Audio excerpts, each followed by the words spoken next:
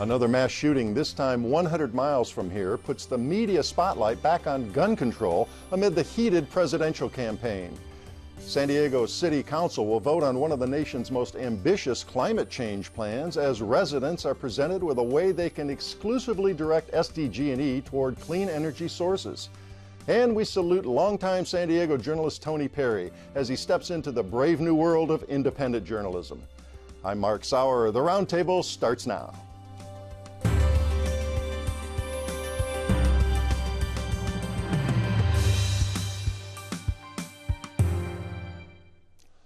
Welcome to our discussion of the week's top stories. I'm Mark Sauer. And joining me at the KPBS Roundtable today are reporter Claire Tregeser of KPBS News. Hi, Claire. Hi, Mark. Good to see you back again.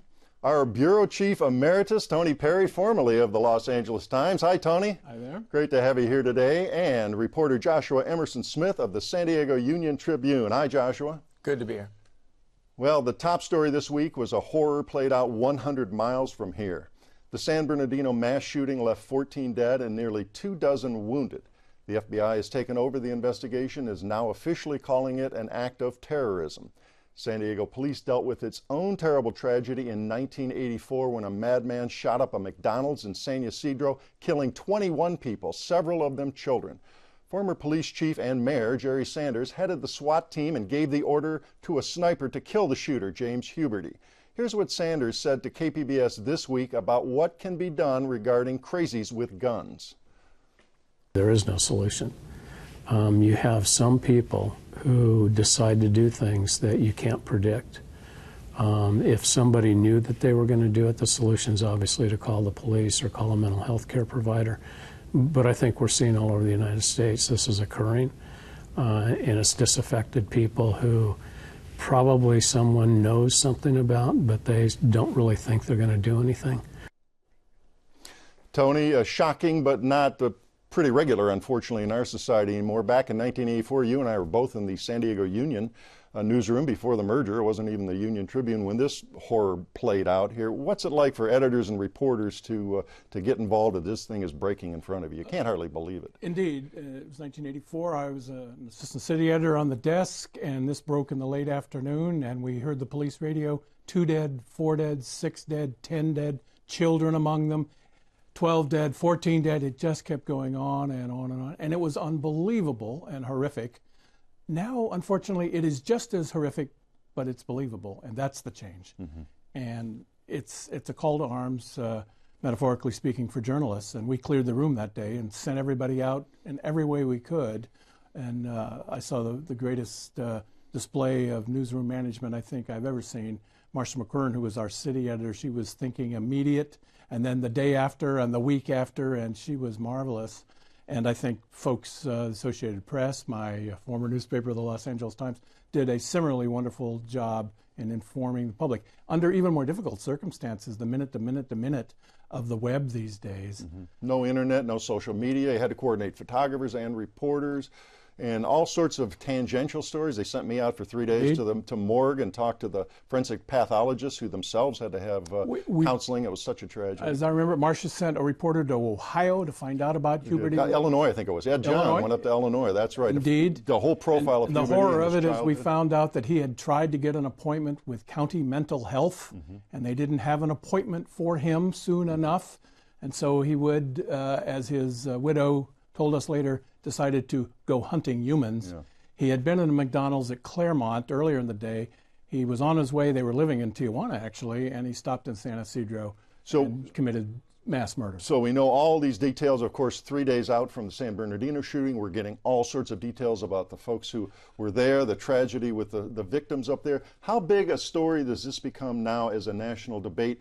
We had gun control as a debate. The president made an impassioned speech. Legislation was pushed and went nowhere after Sandy Hook. Does this, in the midst of a presidential campaign, does this suddenly become a front burner thing and a meaningful gun debate? What's your thoughts on that, John? Are we desensitized at this point? I mean, you all would know better than I would. I mean, do you think that over the years we just have become callous? Numb to this because there's so darn many of them? You know, I'll take the David Brooks, New York Times columnist, I'll take his viewpoint that gun control is a non-starter. There are just too many guns already out there, and to think that, and then there's the politics of that. Mental health, certainly we could do better, certainly in this county that runs all of its government services very leanly, we could do better. And then of course there's the geopolitical, there's the radicalization potentially of these two killers, and how radicalized were they with jihadism, and that makes it even more frightening, and anyone who says it can't happen here is fooling themselves. Well, I wonder about motives here. You mentioned in this particular case, Huberty and his mental illness. We've seen the Planned Parenthood here. You might call that a Christian killer because he talked about baby parts and the stuff they do. He had the neo-Nazi with the Charleston shooting at the black church here.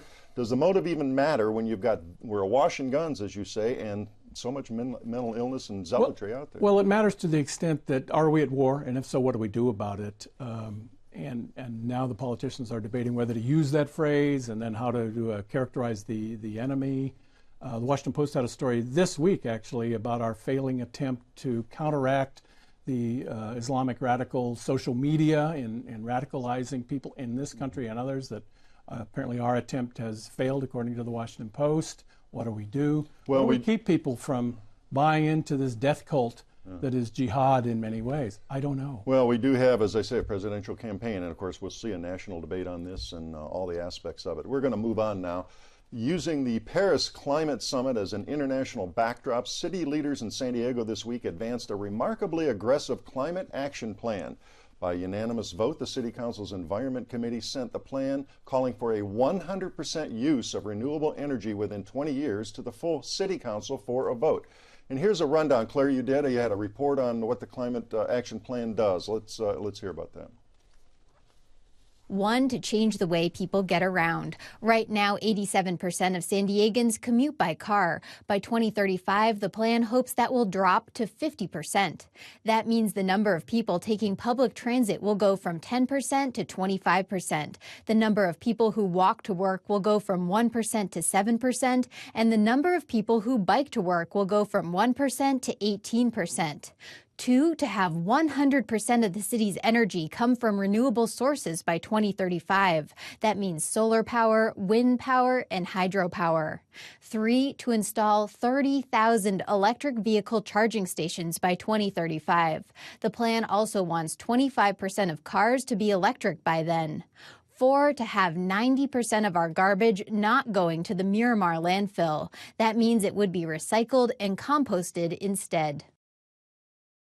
All right, that lays it out, and it is very ambitious, a lot of working parts to this. How realistic is this plan?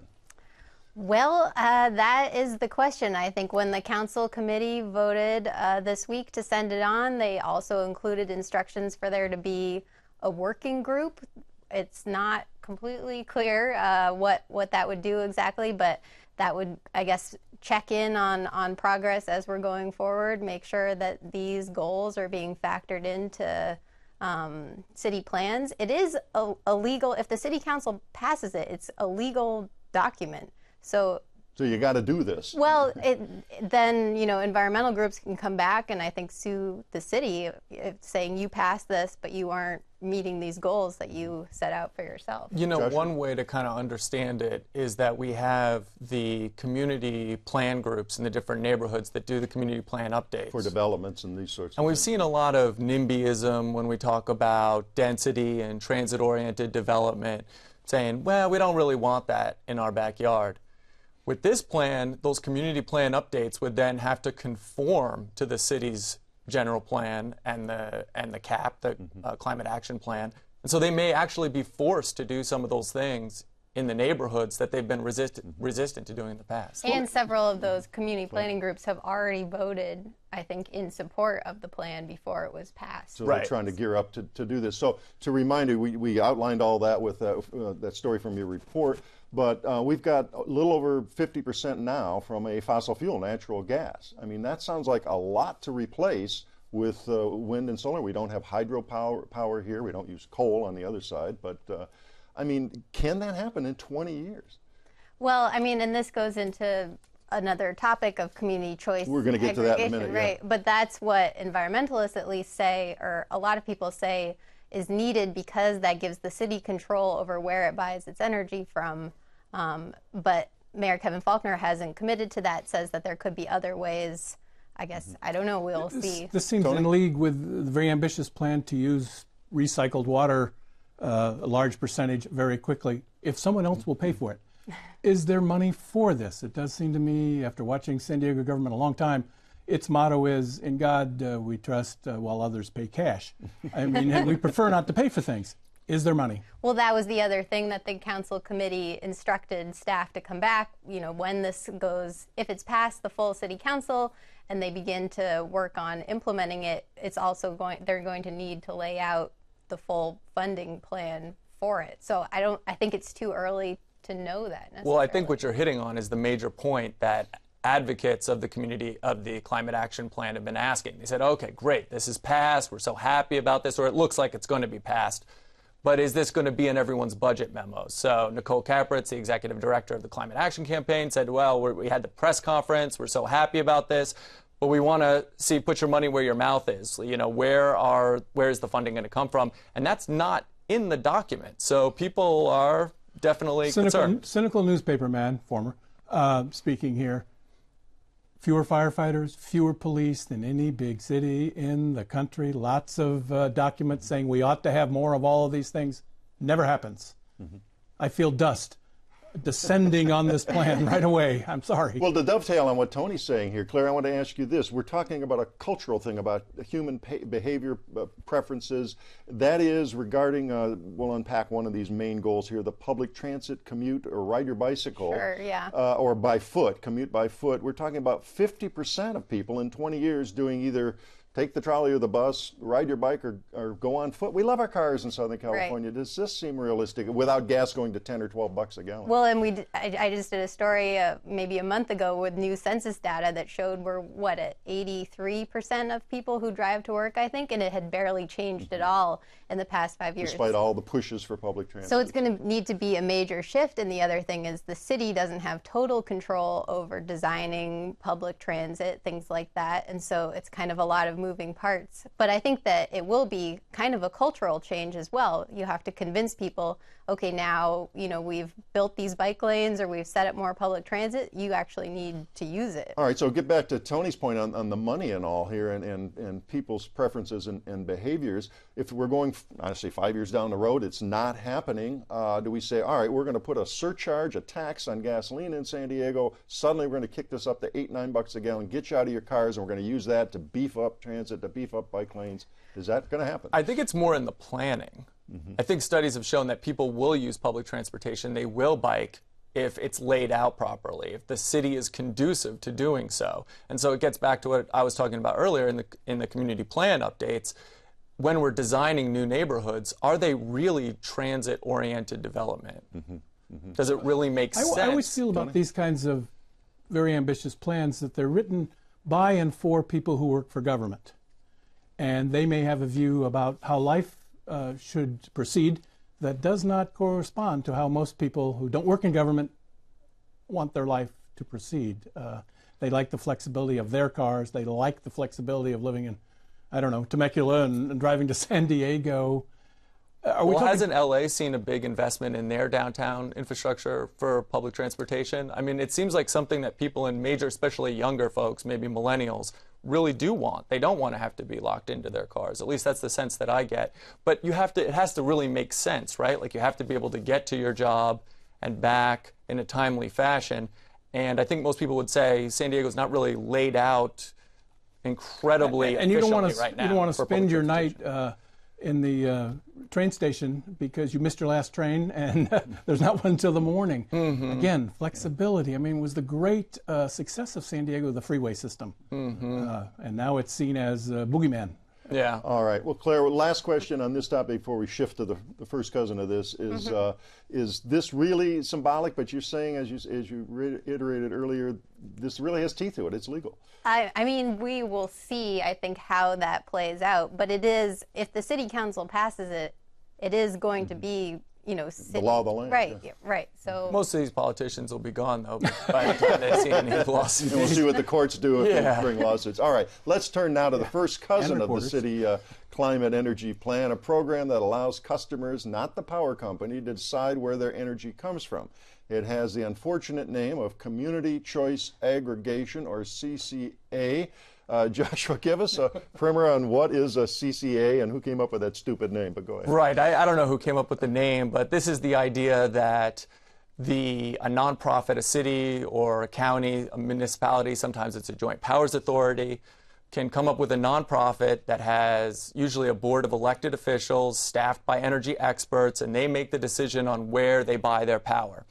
The utility still delivers the power over their grid, and when you get your bill, it'll probably have two columns on it. One for your basic infrastructure costs that will go to SDG&E in this case, and the other will be your power costs, which will be controlled by the CCA. Mm-hmm. So the utility still has its traditional role of providing the power, but they don't decide to buy a certain amount of power from this solar field out here or this wind field over here. Or this natural gas source here. Right. It'll be the customers who decide. Right. So the state has certain requirements for how much power has to be renewable, and the utilities have to meet that. But this ratchets it up way above what the state is requiring. We're saying 100% renewable energy, and if the utility can't do that, we'll form a nonprofit that will then take that responsibility and that power away from the nonprofit. Well, who forms this? Is it a vote of the people, or is it simply the city council and the mayor's office would approve it? Under law, they're the ones who would come up with this. The county has also been looking at community choice aggregation. The county and the city could get together and they could form a joint powers authority that would then have a wider service area. Claire?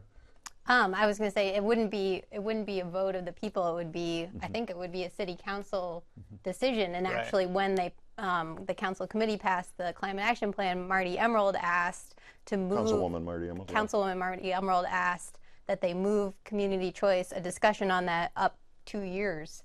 It had been in the second phase because of the plan. it's so linked to this plan we just talked about. Well, that was her point, yeah. And again, folks would have a chance to opt out, though, if it were passed. That's right. So let's talk about the CCAs. There's a couple in California, and as I understand it from your story, about 80% stay in. The customers stay in. Mm-hmm. And how are they? Where are they, and how are they working generally? Marin, Sonoma, up north. Up north, okay. There's one in LA County. And they work fairly well as far as I can tell. If the city or the JPA forms this, you're automatically enrolled in the CCA. If you want to stick with the traditional utility, you have to opt out. Mm-hmm. So you're automatically there. So you're automatically in. Now, what impact does it have on the utilities? For example, what's Pacific Gas and Electric up in Northern California? They lobbied against this when that was legal, and SDG&E is not crazy about these. Utilities have been lobbying very heavily against this. In 2012, they floated a ballot measure that would have required a vote of the people, a two-thirds vote, I believe, of the people. To form a CCA. That didn't pass. Then they tried to force legislation in Sacramento that would have switched it so that you had to opt into the CCA rather than opt out. That didn't pass. Now, here in San Diego, they've taken a step where they've created a shareholder-driven marketing district to potentially lobby against the formation of a CCA because they can't use ratepayer dollars to do so. And that's, go ahead, Claire. So since those laws passed, the only way that a utility can lobby on community choice aggregation is if they fund this independent marketing district. So San Diego Gas and Electric is the first utility in the state to take that step. They say that they're not going to be lobbying against it, but that they just want to be able to answer questions, inform people, and that their hands were tied. Environmentalists and others say, well, it's clear that they're going to be working against this. And the Public Utilities Commission has to sign off on that, right? Yeah, they allow do. them to do that. They do, yeah, and it could be held up for a couple of months. I have this feeling of this is the triumph of hope over experience. We remember when the state deregulated energy. It's going to be great. And suddenly, unintended consequences, brownouts, and San Diego was hit worse than others. Well, it's been working well in other cities, so I think. And not just in California, there are some around the country. Cities of 1.3 million, that's right. Isn't that our problem? The sort of things work well in Davis or Sonoma. Do they work well in a very large city as complex as San Diego? Right. Well, and that's now they're taking steps to do a feasibility study that would show first of all, would it be cost effective? Second of all, would it be possible to do in San Diego? And it seems like they're going to do that before they Should I build a windmill in my backyard? I think you'll be okay. Wind power, right? Just Sure. a thought. And the mayor, what's the mayor's position on all of this? The mayor's position is very similar to most of his positions, which is somewhere. See which way the wind's blowing. We're not quite sure. I mean, obviously, the mayor supports the climate action plan. This is his climate action plan. He redrafted it. But whether or not they want to go with community choice aggregation is a very touchy subject. Yeah. Right. In fact, when Marty Emerald kind of went off script at the Environment Committee last week and said, we'd like city staff to come back to us in April with a plan for adopting CCA, people got very uncomfortable. The chamber and Jerry Sanders came back with very harsh statements for her. Okay. Speaking of His Honor, am I right that he does not hold unrestricted press conferences? That is to say, he does not stand up behind a lectern and say, all right, boys, girls, ask me questions? Are you talking about the mayor? The mayor of the city of San Diego never holds press conferences like that. He'll do interviews, and you can catch him out at one of his photo ops and ask him, throw him a question. Well, that's a good question. None of us can think of it, so it may not be. I standing think up he and did it when answer- he first took office, but he hasn't Not been very doing many. it since What's then. going on there? Neither Why does aren't we? the council Why president, aren't the though, hounds of and- the press baying at the? Well, his office? we'll explain why you're not baying at him anymore right now. We're going to our last segment. As reporters, we're trained to report the facts and not become part of the story. We're going to make an exception today. Our colleague and longtime Roundtable regular here, Tony Perry, has put the cover on his Royal typewriter and put away the copy pencil for the last time, probably the glue pot and the pica pole as well. Tony, you picked a hell of a week to be retired. Did you miss the bell here, the big story, the adrenaline rush? No. And it was being handled very, very well by the Los Angeles Times. They have 29 contributors I saw, and they did a marvelous job, both web and in the newspapers. So no, had it been it was in San Bernardino. That was out of my area of responsibility. Right. Had it been San Diego, and I've already told them in L.A., if it ever happens in San Diego, I want to be the first call that you call, and you'll catch me. I'm already there. So, no, they did fine. They'll do fine without me. Well, Maybe they'll find somebody without you. They did fine without me. I took that buyout back in 2007. Let me ask you about some of the big stories aside from this one, tragedy we're talking about this week. I'm sure the Marines in Fallujah and seeing war firsthand come to mind. You know, I was in downtown San Diego today, and I saw Marines in their dress blues doing the Toys for Tots thing, and they were sergeants and staff sergeants. I think I saw a gunnery sergeant. In other words, young men and women who've been in the Marine Corps 6, 8, 10, maybe 12 years, and I was thinking they've known nothing but war. And they're from San Diego. When America goes to war, sends our sons, daughters, you'll have them at some time old enough, mine are old enough now, though they're not in. San Diego goes to war, and we have to keep that. It is the defining feature of this community that when America goes to war, San Diego goes to war. Yeah, now, you've come on this show, talked a lot about water. You've done tons of stories about that. You've been to war and many other stories, a lot of expertise over these decades.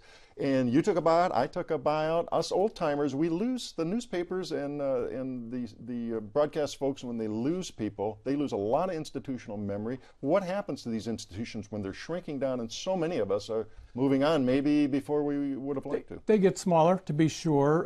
When I was hired in 1987, there were 1,300 editorial employees. Now there's about 525. So we're smaller, no question about that, leaner.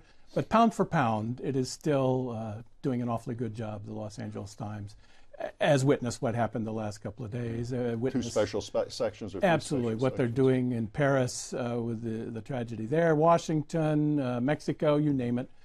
They're doing less, no question about that, but what they are doing extraordinarily well. And while they may miss me, they don't need me. Let me ask our younger members here, newspapers still important to you as journalists? Do you follow them as regularly as those of us who work for them? And of course, you've got social media, you've got the internet, any number of sources here. You still read newspapers? I don't read a print newspaper, but I read the newspaper online, and we have the digital subscription to several newspapers. There you go. And you work at a newspaper, of course. And yeah. I think a lot of people got a little disillusioned with the contraction, but as younger journalists come up that don't quite remember that, morale will continue to build, I hope, in the newspaper industry. Are we stabilized? Have we hit bottom here? I hope, certainly hope, but I think you're exactly right. I mean, journalism is a profession, it's a calling, it's a passion. Now, publishing or broadcasting, that's a business. Well, outside of these hallowed halls, it's a business, and that's different.